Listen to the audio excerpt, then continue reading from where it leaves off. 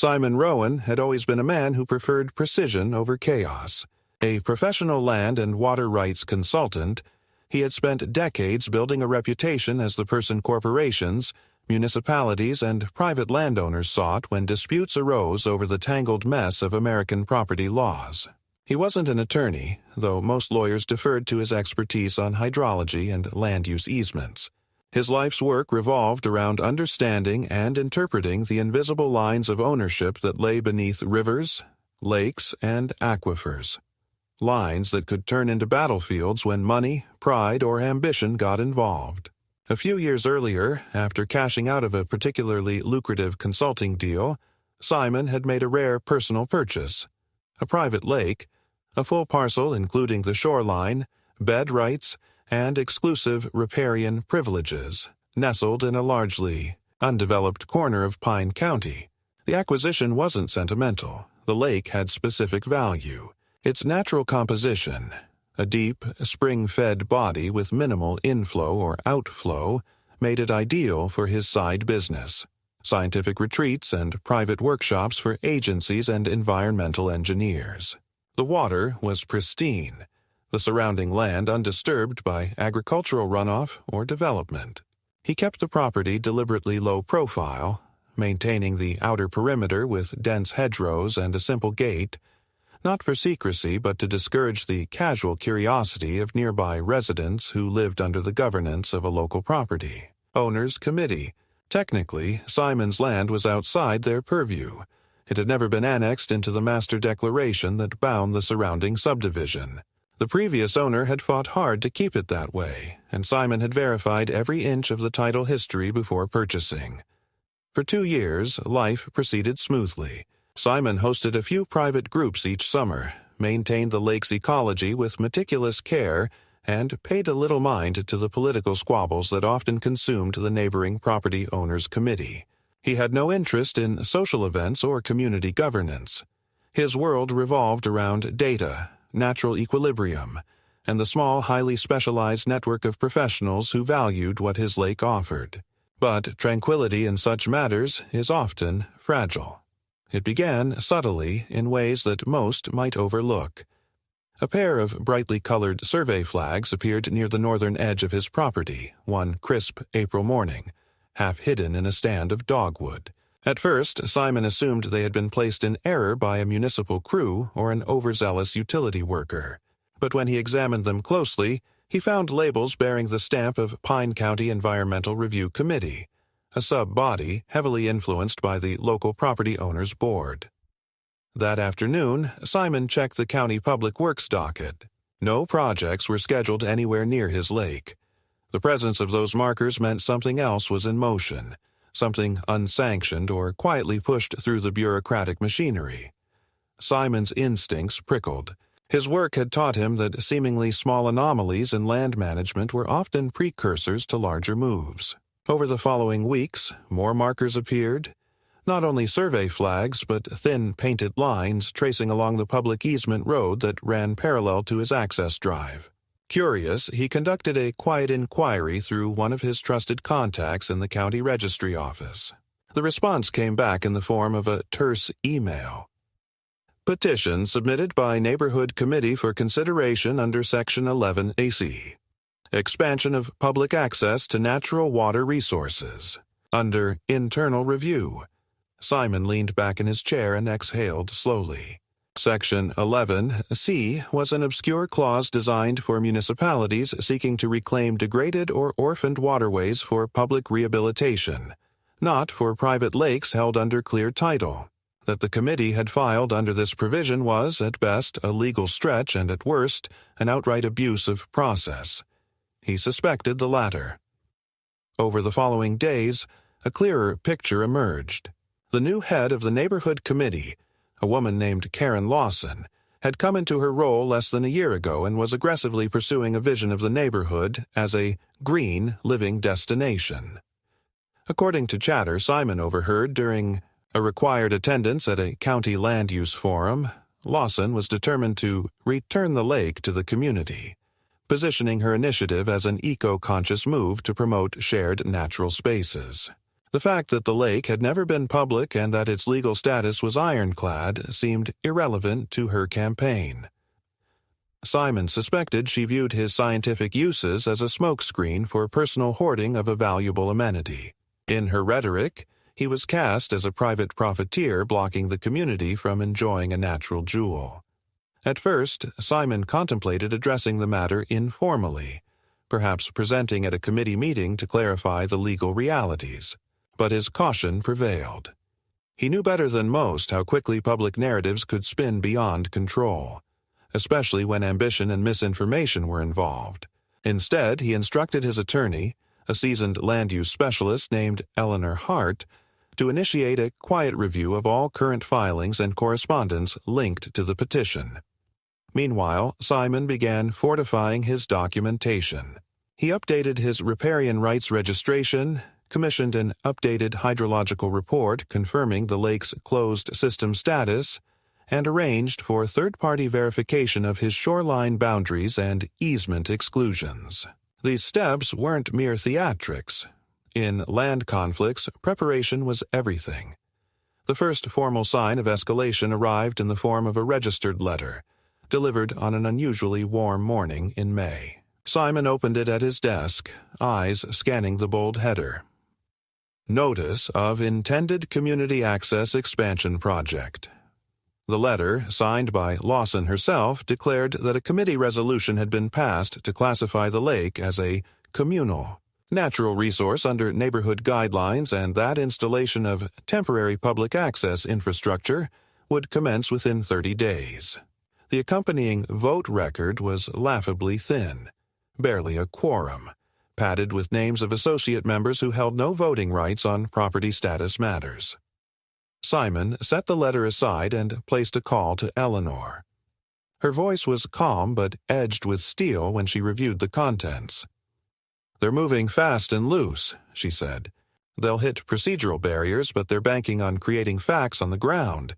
Get something built, establish usage, then fight the legal battle from a position of public sympathy."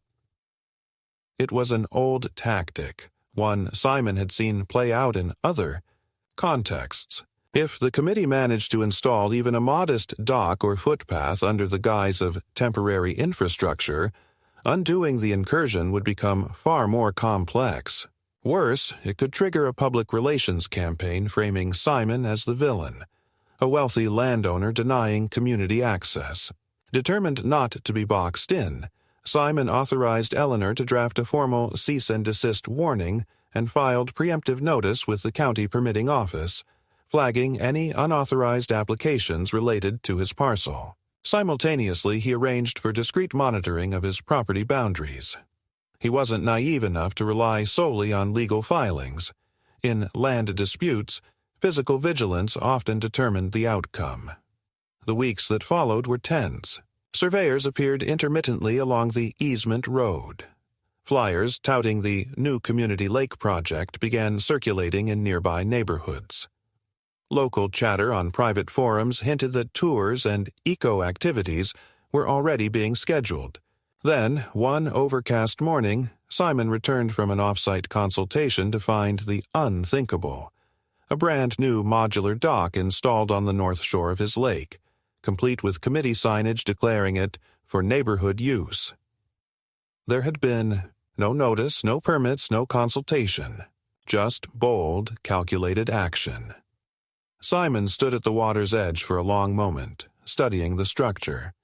It wasn't amateur work: modular segments, composite decking, stabilized flotation. Whoever had installed it knew their business.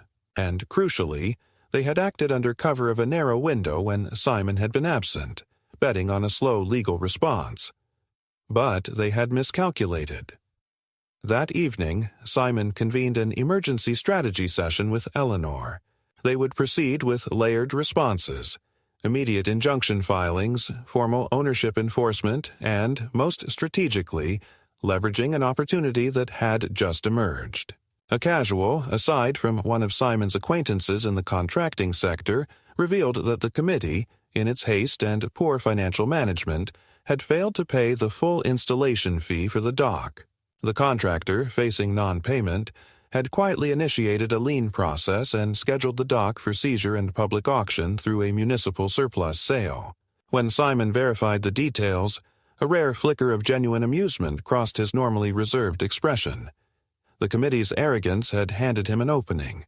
The coming weeks would test every ounce of his professional acumen, but for the first time since the conflict began, Simon saw a clear path forward, one paved not by public outcry or spectacle, but by precision, legality, and the quiet, inexorable machinery of property law. The next phase of escalation began with an innocuous envelope. It arrived on a humid June morning, slipped among routine mail with a nondescript return address that read simply, Community Board Office. Simon almost set it aside, accustomed by now to the barrage of flyers and informal notices that had been circulating in recent weeks. But something about its weight, a thickness that suggested legal documentation, prompted him to open it at once. The first page was bold and unmistakably formal, a Declaration of Community Rights and Access Plan, drafted under the board's newly minted Public Access Initiative. Attached were multiple pages of procedural language interwoven with selective references to state recreation codes, environmental preservation statutes, and a dubious reinterpretation of municipal land use guidelines. The centerpiece of the packet, however, was a signed Resolution of Intent, wherein the board claimed that its members, by a recorded vote, had formally designated Simon's Lake a designated shared natural amenity subject to controlled public access under the community's evolving bylaws. The document concluded with an alarming notice.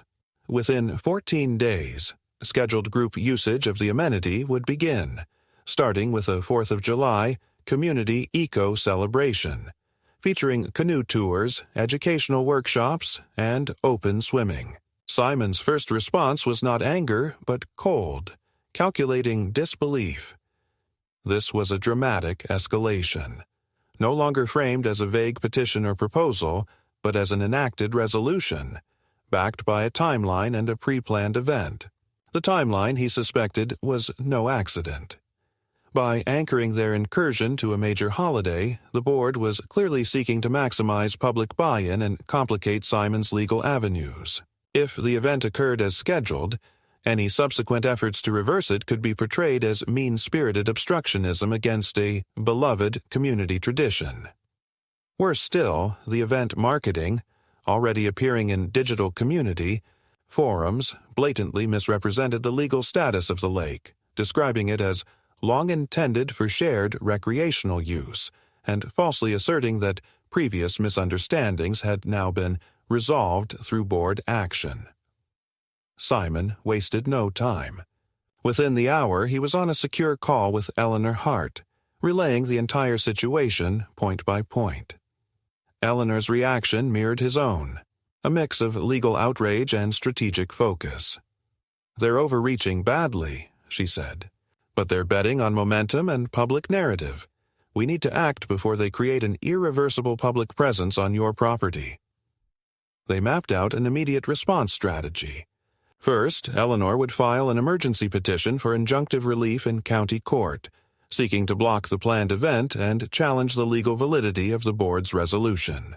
Simultaneously, she would prepare cease and desist letters to be delivered not only to the board, but to any third-party vendors or partners involved in organizing the event, particularly the promotional company already advertising canoe rentals and workshops.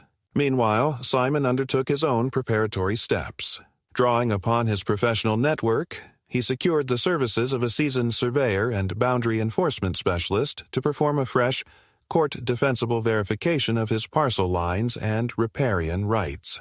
He also reached out to a respected hydrologist to commission an updated ecological impact statement, documenting the current pristine condition of the lake and identifying potential harms from unregulated public use.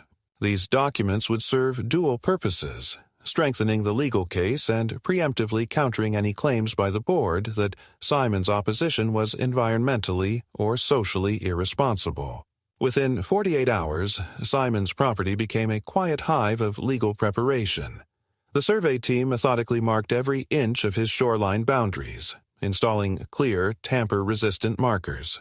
The hydrologist conducted water quality tests and cataloged sensitive shoreline habitats, preparing to testify if necessary. Eleanor filed her emergency petition, triggering an expedited hearing scheduled for the following Monday, just 5 days before the planned event.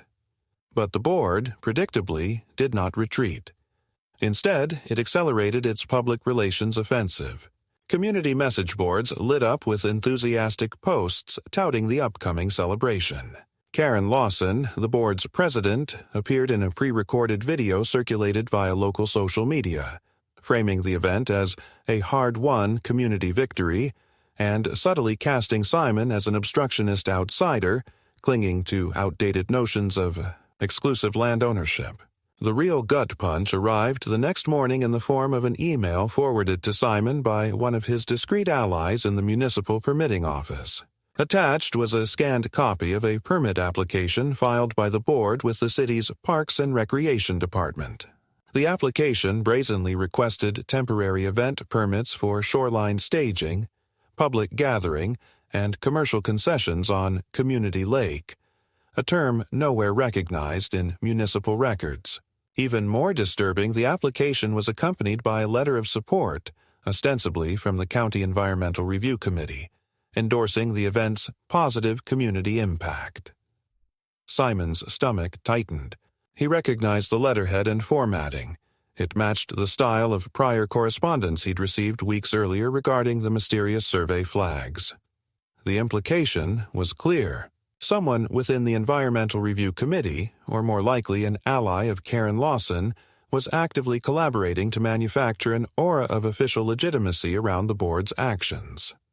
Simon and Eleanor rapidly adjusted their strategy. Eleanor contacted her counterpart within the Parks and Recreation Department, formally notifying them of the pending legal challenge and advising them of the potential liability exposure should they approve any permits based on the board's misleading filings. Simultaneously, Simon composed a meticulously documented letter to the County Environmental Review Committee, challenging the authenticity and accuracy of the so-called endorsement and demanding a formal review under transparency statutes.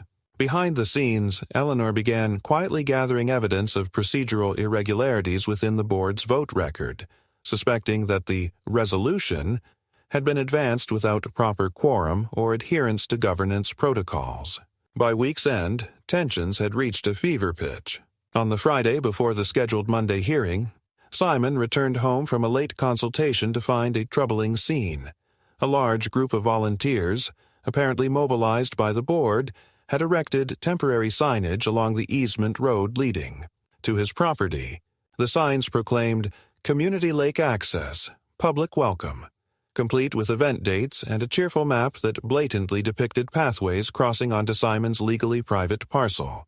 Furious but measured, Simon documented the scene with high-resolution images and forwarded them to Eleanor, who incorporated them into an updated motion for injunctive relief. But the most ominous development came later that evening. A trusted colleague in the local real estate sector contacted Simon with a discreet warning. Word was circulating that Karen Lawson and certain board members had entered into preliminary discussions with a commercial outfitter, one known for aggressively pursuing recreational concessions on privately held waterways. If such a partnership were to solidify, it could introduce a far more complex and litigious dimension to the conflict, transforming a local governance dispute into a protracted commercial battle. As Simon prepared for Monday's hearing, he was acutely aware that the upcoming days would likely determine not only the fate of the board's planned incursion, but the long-term viability of his rights over the lake. Yet amidst the mounting legal maneuvers, one thing remained certain in his mind. Retreat was not an option. The board had overplayed its hand. Now it was time to respond with the full weight of lawful authority and professional precision. The courtroom was unassuming, tucked into the administrative wing of the Pine County Courthouse, but for Simon it might as well have been a battlefield. The emergency hearing commenced at precisely 9 o'clock that Monday morning. Judge Corbin, a seasoned jurist known for his no-nonsense approach to property disputes, presided. On one side of the courtroom sat Simon and Eleanor Hart, flanked by carefully prepared binders and exhibits. Opposite them, Karen Lawson arrived with the board's retained counsel, a sharp-suited attorney from a local firm that specialized more in civil governance than in land use law, a telling choice in Eleanor's opinion. What followed was a tense, meticulously argued session that stretched well into the afternoon. Eleanor presented a formidable case.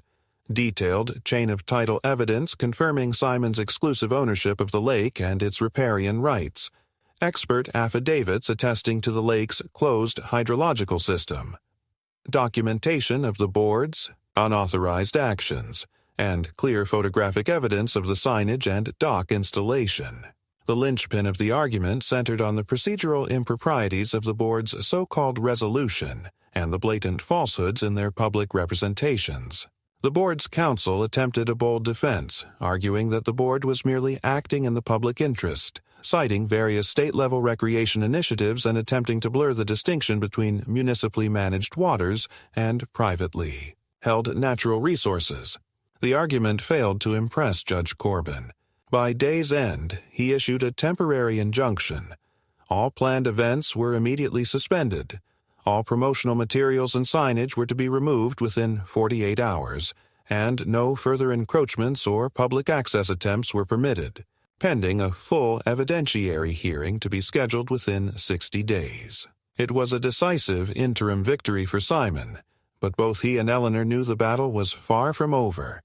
The board, humiliated but not defeated, would regroup and seek new angles of attack.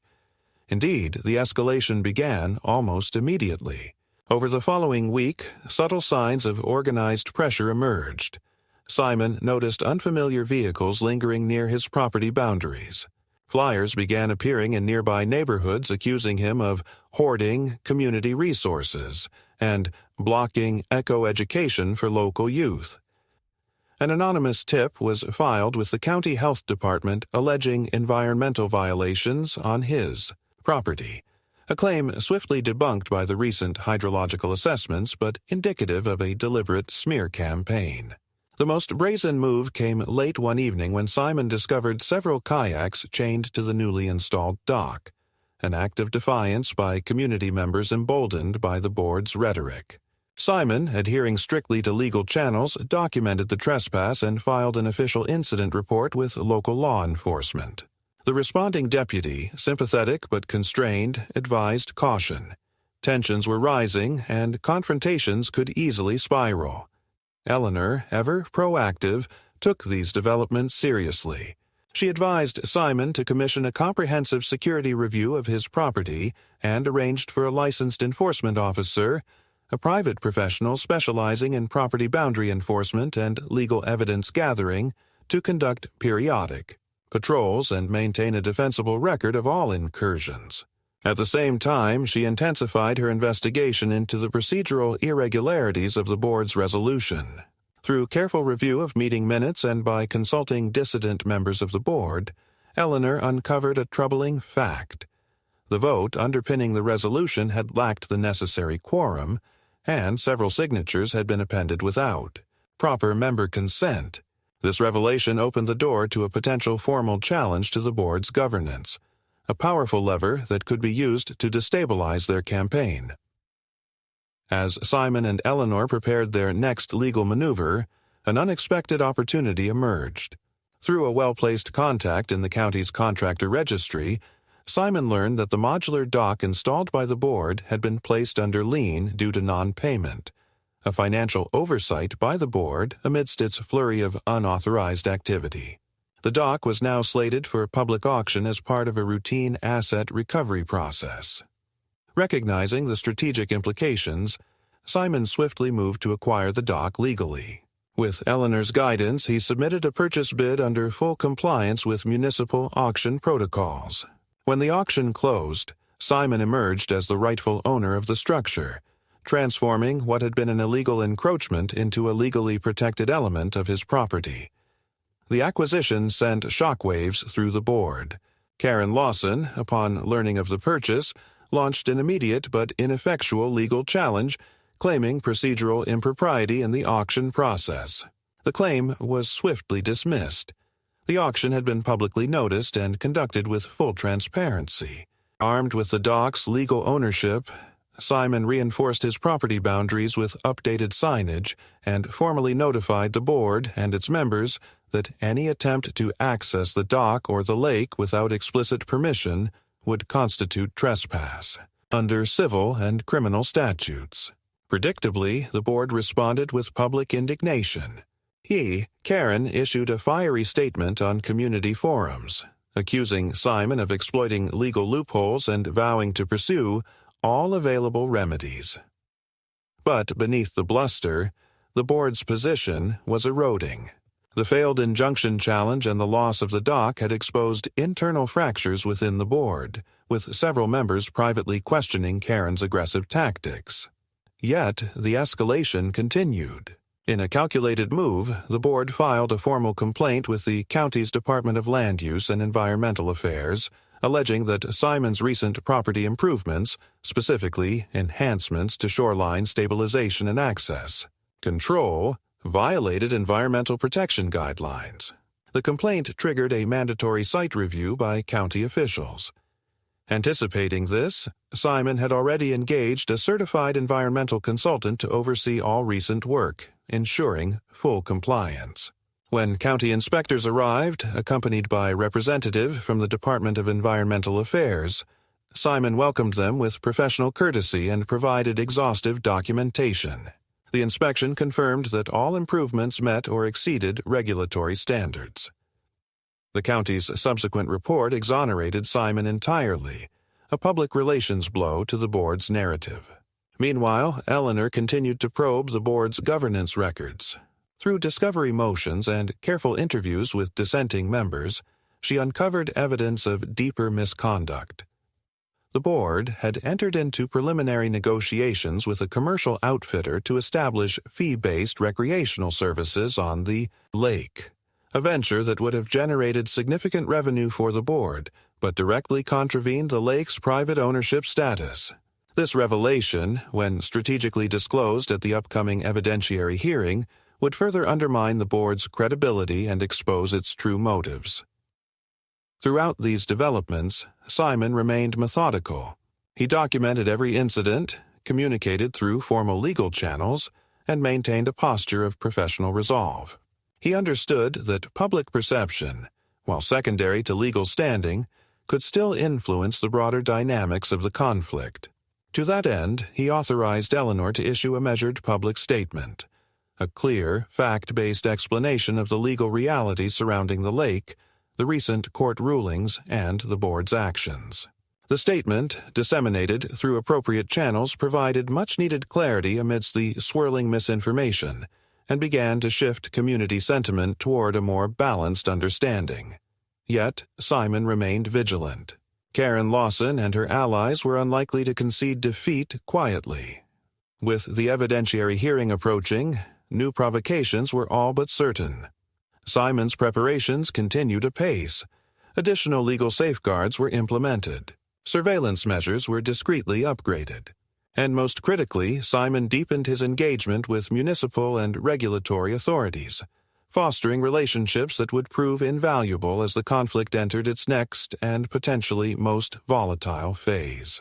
The battle for the lake was far from over, but with each strategic move, Simon was shifting the ground beneath his adversaries, methodically, relentlessly, and with the unyielding precision of a man who understood that, in the realm of property rights, victory favored those who mastered both, the letter and the spirit of the law.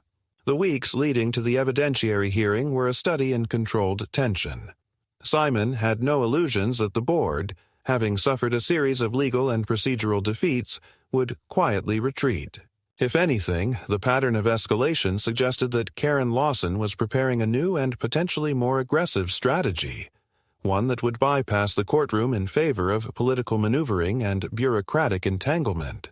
This suspicion was confirmed one brisk morning in late July when Eleanor forwarded Simon a concerning new development.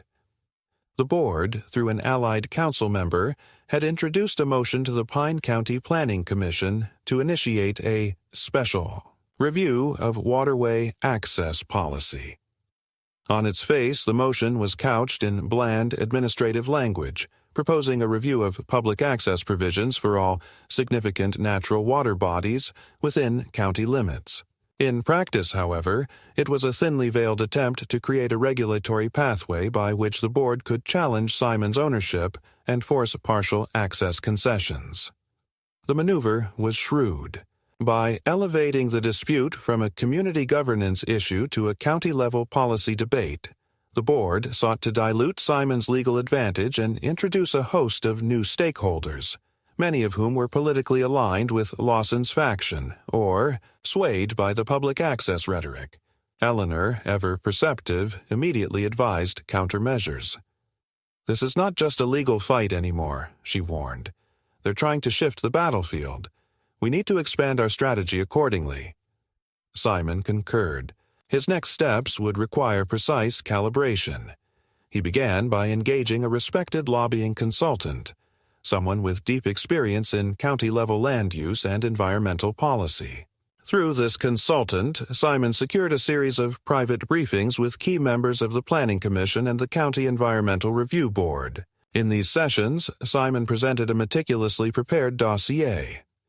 Legal precedents affirming private water rights, ecological studies underscoring the lake's sensitive status, and documented evidence of the board's prior misconduct and commercial ambitions. Simultaneously, Eleanor moved to expose the financial underpinnings of the board's campaign. Leveraging the discovery process, she obtained internal communications revealing that the board had already negotiated tentative revenue-sharing agreements with the commercial outfitter previously identified. These documents, when properly presented, would demonstrate that the board's push for public access was not driven by community interest or environmental stewardship, but by a calculated pursuit of profit. In parallel, Eleanor filed an additional motion to compel the board to produce full financial records related to their campaign and to disclose all communications with third-party commercial entities. Amidst these legal and political maneuvers, Simon received an unexpected overture. A neighboring landowner, an independently wealthy individual with a long-standing interest in land conservation, approached Simon with an offer of strategic alliance. This landowner, it turned out, was facing a similar encroachment attempt on a smaller stream-fed pond located on the outskirts of the same subdivision. Recognizing the potential strength in coordinated action, Simon agreed to collaborate. Together, they formed a formal landowners' coalition, pooling legal resources and expanding their collective voice in county forums. This alliance bore immediate fruit. During a planning commission workshop, coalition representatives presented a unified front, challenging the board's motion and advocating for the protection of clearly established private property rights.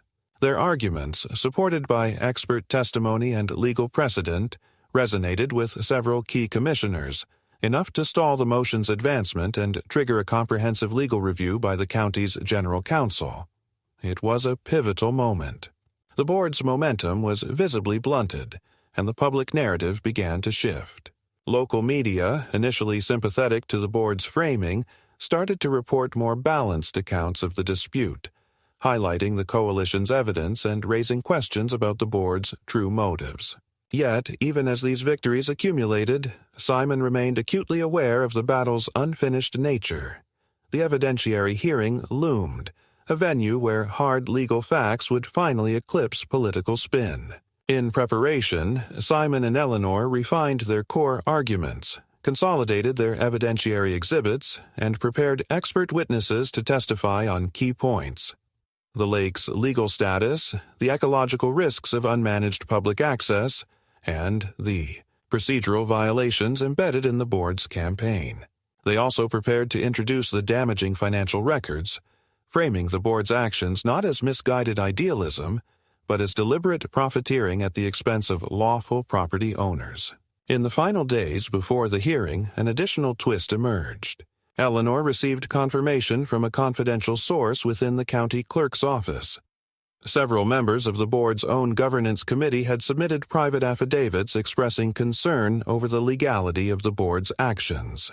These affidavits, while carefully worded, provided crucial corroboration of the procedural flaws in the board's resolution and lent further weight to the coalition's position. For Simon, this confluence of legal, political, and evidentiary advantages marked a decisive turning point. The balance of power was shifting. The board's narrative of community entitlement was giving way to a more nuanced understanding of property rights, ecological stewardship, and governance integrity. Yet, Simon took nothing for granted. He knew from experience that opponents cornered by facts often resorted to desperate measures. His preparations continued, methodical and unrelenting. Security protocols were reinforced, legal contingencies were mapped out, and critically, Simon deepened his dialogue with county regulators and elected officials, ensuring that whatever the outcome of the hearing, the broader policy environment would remain grounded in respect for lawful ownership and sound environmental management. As the day of the hearing dawned, Simon stood at the edge of his lake, surveying the tranquil waters that had become the unlikely epicenter of a bitter legal and political struggle. The air was still, the surface unbroken, a stark contrast to the turbulent forces converging upon this private sanctuary. But Simon felt no hesitation. He had prepared for this moment with the same precision that had defined his professional life. The board had sought to overwhelm him with public pressure, bureaucratic entanglements, and legal overreach. Instead, they had awakened a determined adversary, one equipped with the expertise, resources, and resolve to see the battle through to its rightful conclusion. The midpoint had been reached. Now, the contest would enter its critical phase, one where facts, law, and strategy would prevail over ambition and artifice. The evidentiary hearing, which had been scheduled for mid-August, unfolded with a gravity befitting the stakes involved. Held in the larger chamber of the Pine County Courthouse to accommodate interested observers, it drew not only the immediate parties and their legal teams but also members of the Planning Commission, representatives of county agencies, local press, and a sizable contingent of community residents, some supportive of the board's agenda, others aligned with Simon's defense of private property rights. Judge Corbin, presiding with his characteristic firmness, opened the session with a pointed reminder. The matter at hand concerned the specific legal status of the lake, the validity of the board's resolution, and the lawfulness of subsequent actions, not broader debates about community policy or public access philosophy. With that framing, the hearing commenced. Eleanor Hart presented a masterfully constructed case. Her opening arguments traced the clear chain of title establishing Simon's full ownership of the lake, reinforced by riparian rights statutes and case law precedents. She introduced expert testimony confirming the lake's closed hydrological system and its classification as a private water body under county and state definitions. Critical to her argument were the newly obtained financial records and internal communications exposing the board's covert commercial ambitions, agreements with third-party outfitters, revenue projections, and marketing plans crafted long before any genuine community consultation had occurred. Eleanor skillfully wove these elements into a narrative of deliberate overreach and procedural manipulation, framing the board's actions as a calculated attempt to appropriate private property for profit. The board's counsel, facing an increasingly uphill battle, sought to pivot the discussion toward broader themes of community benefit and public interest. Karen Lawson herself took the stand, delivering a carefully rehearsed testimony extolling the virtues of shared natural spaces and accusing Simon of prioritizing personal gain over communal well-being. Yet, under cross-examination, Eleanor methodically dismantled Lawson's claims, exposing contradictions, omissions, and the glaring lack of legal foundation for the board's resolution. The turning point came when Eleanor introduced affidavits from dissenting board members, confirming that the resolution vote had lacked quorum and had been advanced without proper notice or member consent. This revelation visibly shook the board's legal team and elicited murmurs throughout the courtroom. After 2 full days of testimony and argument, Judge Corbin issued a preliminary ruling. The board's resolution was declared invalid, its enforcement actions unlawful, and its public representations materially misleading. The injunction on public access remained in place, and the board was ordered to cease all related promotional activities and commercial negotiations. Furthermore, the court mandated a full audit of the board's governance practices and financial dealings. It was, by any measure, a decisive victory for Simon. Yet even as the ruling reverberated through the courthouse and the broader community, Simon and Eleanor anticipated the next phase of conflict. Defeat in court would not end the board's ambitions. It would drive them to seek alternative avenues, political, administrative, or covert. Their anticipation proved prescient. Within days of the ruling, new forms of pressure began to manifest. Anonymous complaints were filed with various county departments alleging zoning violations, environmental infractions, and even spurious public safety hazards on Simon's property. These complaints triggered a series of inspections and inquiries, each requiring careful documentation and response. While Simon's meticulous compliance ensured favorable outcomes, the cumulative burden of responding to these orchestrated disruptions strained resources and demanded constant vigilance. Simultaneously, the board shifted its efforts to the political arena. Leveraging alliances within the Planning Commission and sympathetic media contacts, board allies initiated a renewed push for county-level policy changes. A new draft ordinance was introduced proposing mandatory public interest review procedures for all private water bodies exceeding a certain size, a thinly veiled attempt to create a regulatory foothold for future challenges to Simon's ownership. Recognizing the threat, Simon intensified his lobbying efforts, mobilizing the landowners' coalition and engaging additional legal and policy experts to counter the proposed ordinance. Through a coordinated campaign of public testimony, expert analysis, and strategic communication, the coalition succeeded in stalling the ordinance's progress and exposing its underlying motivations to the broader public and county officials. Yet, the most brazen escalation came in late September. Under the guise of conducting an ecological survey, a group of individuals affiliated with the board, accompanied by a contractor previously linked to the commercial outfitter, illegally entered Simon's property and conducted unauthorized activity along the lake's shoreline. Their actions, captured by recently enhanced surveillance systems, included sample collection, installation of unauthorized monitoring devices, and disruptive activity near sensitive ecological zones. Upon discovering the intrusion, Simon acted swiftly. He contacted local law enforcement, filed formal trespass charges, and, through Eleanor, initiated legal action against both the individuals involved and the board for coordinated unlawful entry and environmental tampering. The legal fallout was immediate and severe. Confronted with incontrovertible video evidence and expert testimony regarding the ecological harm caused, the individuals faced criminal charges, and the board was subjected to additional civil penalties. The incident further eroded the board's public standing and sowed deeper divisions within its ranks. Several members resigned in protest, distancing themselves from Karen Lawson's increasingly reckless leadership. Yet, even as the board's internal cohesion frayed, Karen pressed on, undeterred by mounting legal defeats and public criticism. Her next gambit involved an attempt to leverage state-level environmental agencies.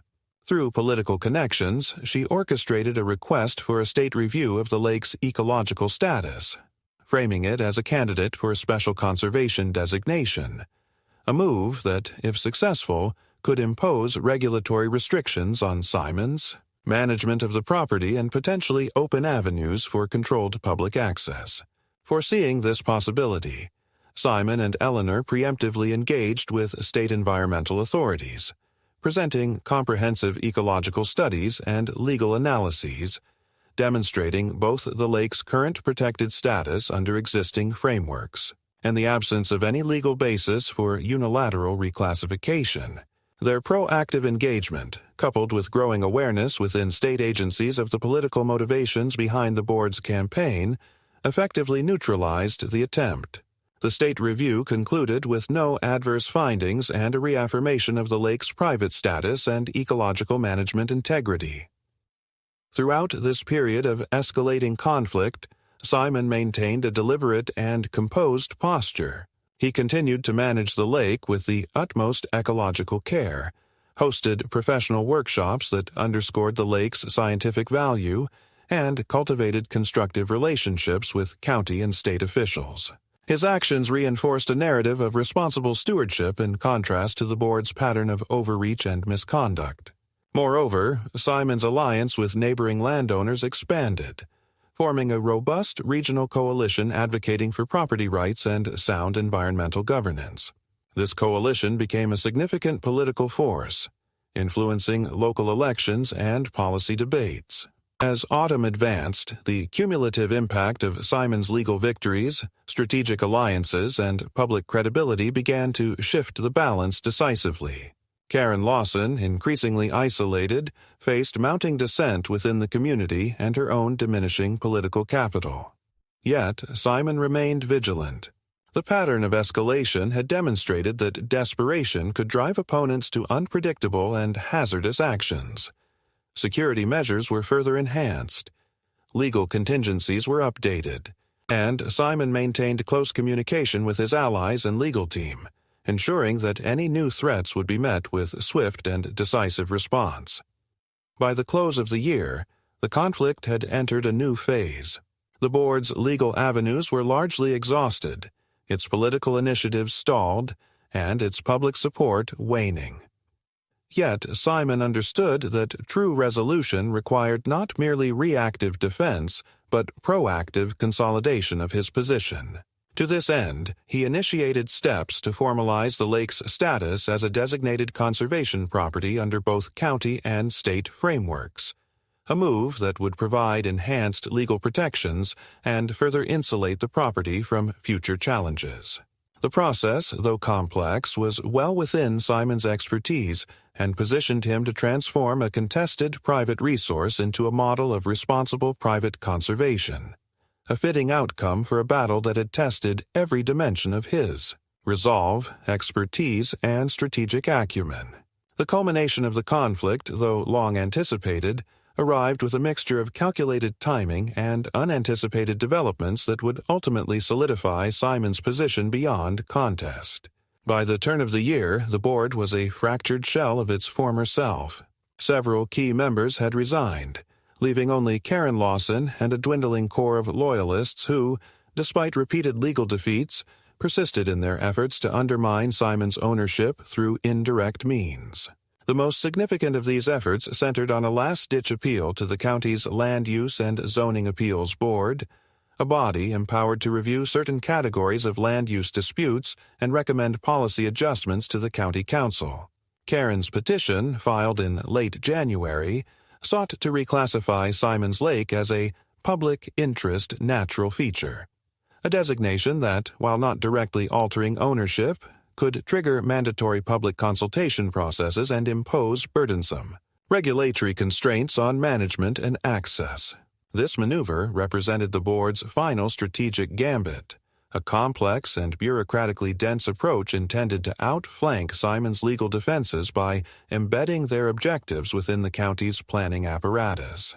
Recognizing the gravity of this development, Simon convened an extended strategy session with Eleanor Hart and his growing circle of expert advisors, including the Landowners Coalition Council, environmental consultants, and a senior lobbying strategist. Together, they crafted a comprehensive counteroffensive that would unfold on multiple fronts: legal, procedural, political, and public. Central to this strategy was Simon's proactive pursuit of formal conservation designation for the lake under both county and state programs. Months of preparatory work had laid the foundation for this move. Now, with the board's latest threat looming, Simon accelerated the process. Leveraging his documented record of ecological stewardship, professional workshops, and scientific contributions, He submitted a robust application supported by endorsements from respected environmental organizations, academic experts, and government agencies. The conservation designation, once secured, would confer powerful legal protections, elevate the lake's status in regulatory hierarchies, and decisively preclude the kind of reclassification Karen sought through the appeals board. Simultaneously, Eleanor mounted a direct legal challenge to the procedural validity of the board's petition. Her argument, meticulously documented, demonstrated that the petition rested on fundamentally flawed premises: mischaracterizations of the lake's status, improper representation of community consensus, and reliance on data that had been previously discredited in court. She filed motions to have the petition dismissed on these grounds, while also preparing to contest it rigorously should it proceed to formal hearings. Parallel to these legal efforts, Simon engaged in an intensive campaign of stakeholder outreach.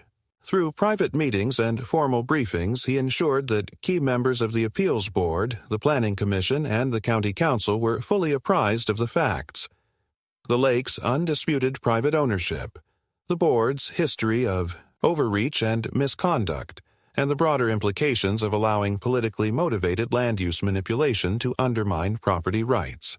He also worked closely with the Landowners Coalition to mobilize community support, securing a broad base of public testimony and expert commentary in favor of preserving the integrity of private land ownership and responsible conservation. As the date of the appeals board hearing approached, tension across the county governance sphere reached an apex. Media coverage, once dominated by the board's narrative, had shifted markedly. Investigative reporting had exposed the financial and procedural irregularities underlying the board's campaign, while editorials increasingly questioned the wisdom of allowing such a deeply compromised group to dictate county land use policy. Karen Lawson, facing growing opposition and personal criticism, nonetheless pressed forward, determined to salvage some measure of victory from the campaign she had initiated. The hearing itself, held in the County Administrative Center's largest public chamber, drew an overflow crowd. Representatives from county agencies, legal observers, media, and a cross-section of community members filled the room. The proceedings opened with a presentation from the board's remaining counsel, attempting to frame the petition as a good-faith effort to advance public environmental values. Yet, under pointed questioning from appeals board members, many of whom had been thoroughly briefed by Simon's outreach, the presentation faltered. Key assertions were challenged, contradictions exposed, and the lack of genuine community consensus laid bare.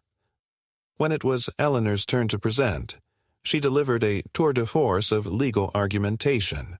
With precision and authority, she dismantled the petition's legal foundations, highlighted the board's pattern of procedural abuse, and underscored the dangerous precedent that would be set by granting such a petition in defiance of established property law.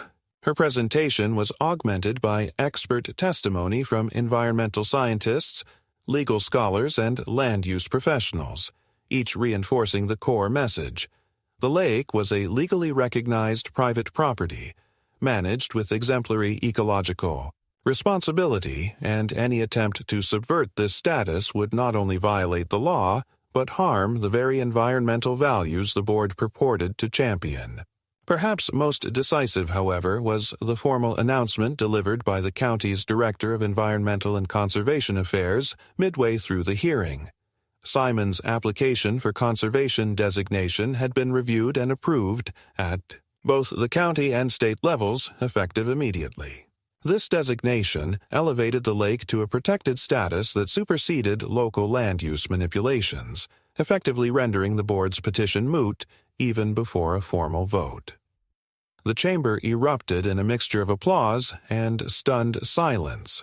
Karen Lawson, visibly shaken, attempted to object but was swiftly overruled. Following this development, the appeals board, after brief deliberation, voted unanimously to reject the petition and issued a formal censure of the board's conduct throughout the campaign. The ruling, delivered in clear and unequivocal terms, reaffirmed Simon's ownership rights, lauded his conservation leadership, and admonished the misuse of public process for private gain.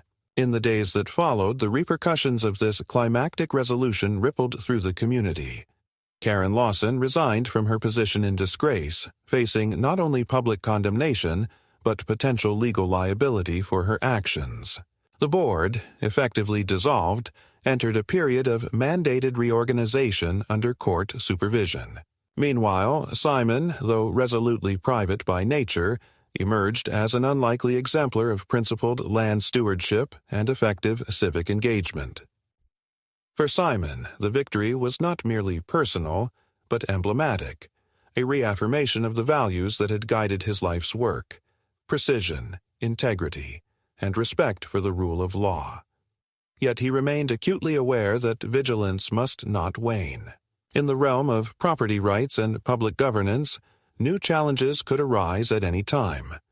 Accordingly, he continued to cultivate alliances, document stewardship activities, and contribute to broader policy discussions.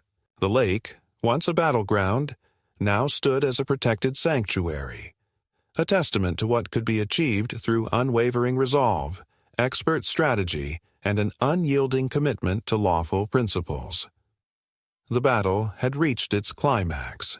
The legacy of that battle, however, would endure, shaping the community's understanding of rights, responsibility, and the proper balance between private ownership and public interest for years to come. In the weeks following the decisive hearing before the appeals board, the community around Simon's Lake settled into a new and markedly different equilibrium.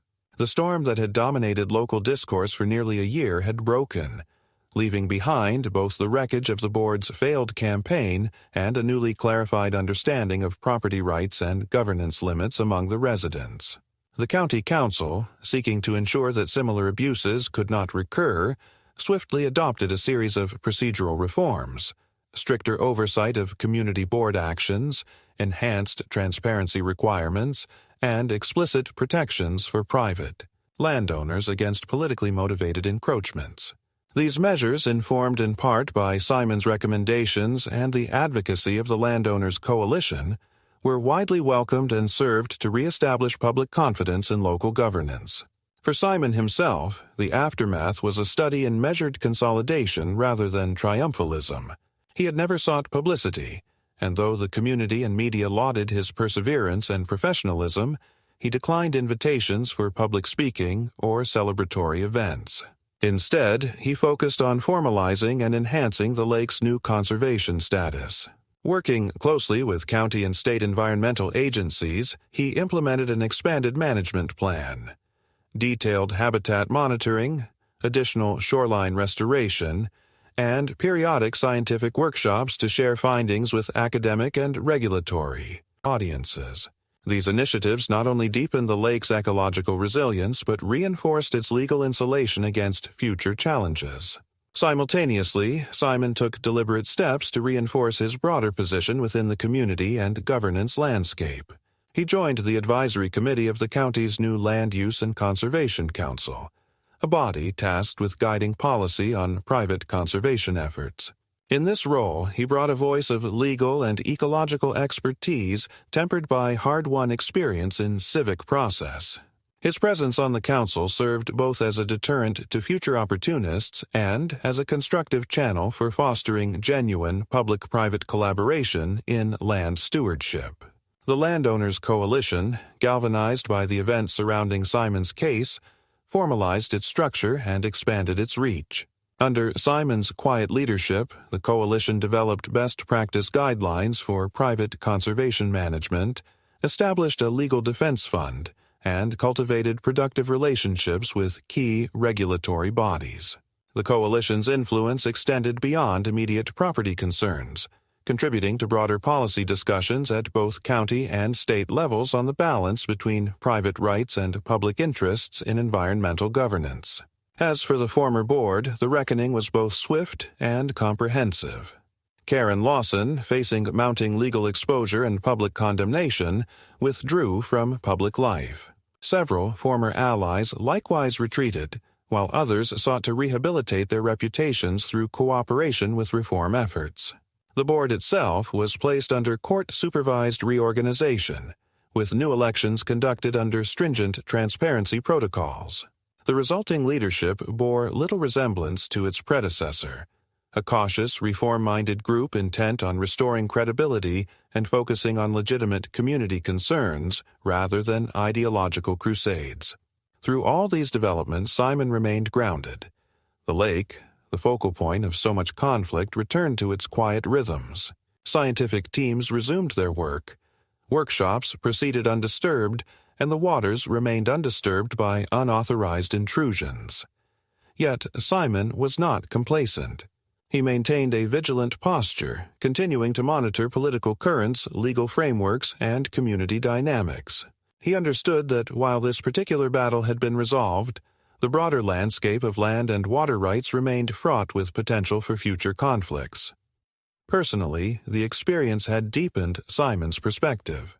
He remained a private man, content in the precision of his work and the solitude of his sanctuary, but he had also embraced a more engaged civic role. Through the advisory council, the coalition, and informal mentorship of other landowners, he contributed actively to shaping a more balanced and legally sound approach to land governance. His expertise, once primarily valued in corporate and regulatory circles, now informed grassroots civic discourse, a development he accepted with characteristic pragmatism. The resolution of the lake conflict also resonated more broadly. Across the county and state, it became a reference point in discussions of property rights, conservation ethics, and governance reform. Legal professionals cited it in seminars. Policymakers drew lessons from its outcomes, and landowners elsewhere took heed of its strategic and procedural insights. In this way, Simon's ordeal transcended its immediate context, contributing to a larger dialogue on the interplay between private stewardship and public governance in an era of shifting environmental and civic priorities. For Simon, this legacy was secondary to the simple, enduring reality he valued most. The lake remained whole, protected, and responsibly managed. As he walked its shores in the quiet of early spring, observing the renewed vitality of its habitats, he reflected not with bitterness on the conflicts endured, but with a quiet sense of purpose. The struggle had affirmed core principles: that lawful ownership, exercised with integrity and stewardship, must be defended with clarity and resolve; that civic processes, though vulnerable to manipulation, can be reclaimed through vigilance and expertise, and that even in the face of concerted opposition, a disciplined, fact-driven strategy can prevail. Thus, as the seasons turned and the community moved forward, Simon Rowan's Lake stood not merely as a private sanctuary, but as a living testament to the enduring strength of law, reason, and principled action in the defense of rightful ownership and responsible stewardship.